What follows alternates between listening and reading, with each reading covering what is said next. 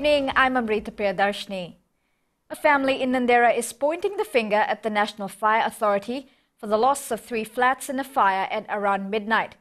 They claim the property could have been saved if firefighters were prepared to respond to the emergency. Ritika Pratap visited the family today. This property with 4 joint flats was home to about 14 people. Homeowner Shirichand was visibly upset while relaying his experience to FBC News today. The fire brigade came very late, and by then everybody had come out of their flats. But nobody could save anything. The fire brigade did come, but it took some time to fix the hose, which was also leaking, and they couldn't even locate the fire hydrant. Chand alleges the firefighters who attended to the blaze were not properly equipped and that water ran out in these fire trucks.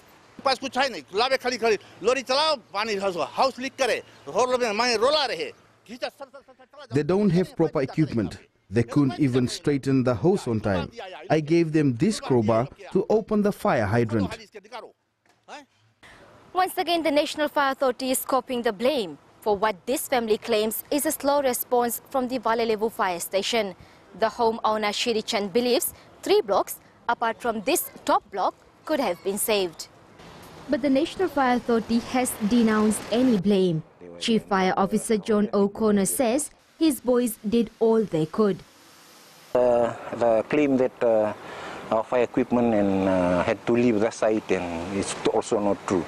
Because when our first team responded and they used the water from the truck, and by that time the second truck had arrived, and then the team was calling me home, and then we sent the 3rd big truck. A separate flat at the back of the property and this front portion received minimal damage. Ritika Pratap, FBC News. Meanwhile, a man set fire to his house in Nayawa, Singatoka this morning. The National Fire Authority confirms the man doused the lean-to home with kerosene and set it alight.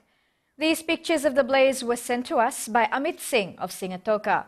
NFA Chief Executive John O'Connor says the man also set himself on fire. The incident has left a family of 3 homeless. Police investigations continue. About 30 police officers in Nandi have completed training in maritime safety laws designed to make them more effective in keeping our oceans safe. Commissioner Iwanine Valarua, in closing the workshop, has directed officers to rise to the challenge and ensure that people travelling out to sea are safe at all times. These officers will now lead the charge in ensuring that seafarers stick to rules and regulations at all times. The Maritime Safety Authority of Fiji has taken them through all the laws and safety requirements for people out at sea. Gone are the days when officers treated water safety as a walk in the park. You cannot go and do things and achieve those things if you really do not know much about it. Some of it could be gas line, some of it is just pure luck. But in the work of safety and lives, we don't take those unnecessary risks. We must be certain that we know the rules, we know the laws, to actually be more effective. The Commissioner has told these officers to step up because their work will mean the difference between life and death in the open sea. They are not just responsible for lives and safety on dry land. Some of us, including me, our understanding of police role is really limited and restricted to the land. See, and most of the time we think like that as police officers. Our work is about cuffing people, taking them to court, those that break the law, hard surface the land. Yet we have not realized and understood fully that our responsibility extends over beyond the land. In August, the Fiji Police Force and MSF signed an agreement to improve cooperation and training so that maritime safety can be stepped up. Ritika Pratap, FBC News. The French-owned Red Bank says there is competition in the banking sector as 2 prominent banks have also lowered their interest rates on home loans just 13 days after it opened. Red Bank seems to have triggered the competition with its 3.99% interest rate on home loans. Mika Longa reports. In just the space of 5 days, the ANZ Bank and Bank of South Pacific this week announced a reduction in the interest rates for home loans.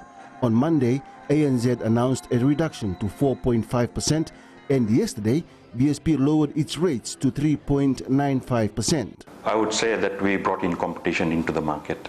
The Bread Bank CEO says the benefits of the competition is huge and that customers should take advantage of it. There's huge savings for people who's got money in terms of deposit and in terms of home loans at such a low rate. What I would like to see that everyone in Fiji who can afford a home should own a home. Deb says it was expected that Bread Bank would bring in a lot of competition, and for them the momentum hasn't stopped. Bread's presence in Fiji, it is one of the integral part of the economic growth, and we would like to give our contribution in terms of what we can offer. Bread Bank will be opening more branches in Suva, Nosori, Nasinu and the Western Division. Mikolonga, FBC News. Meanwhile, in relation to a story we carried last night regarding the BSP rates, FBC News issues this correction. FBC is offering a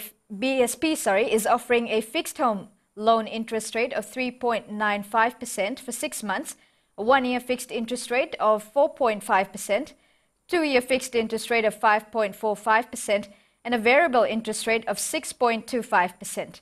Any inconvenience caused is regretted.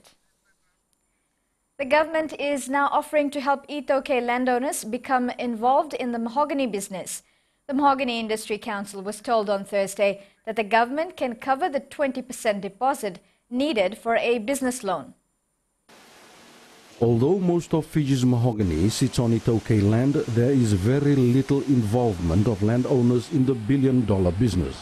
At this meeting of stakeholders, landowners asked for government help to get them started. The bank can fund up to 80% of the project cost.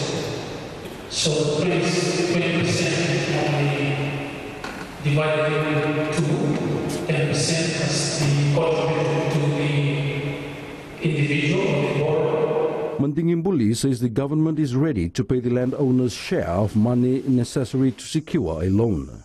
If the individual or group of individuals are unable to come up with a 10% and the staff government can assist them on the 20% contribution.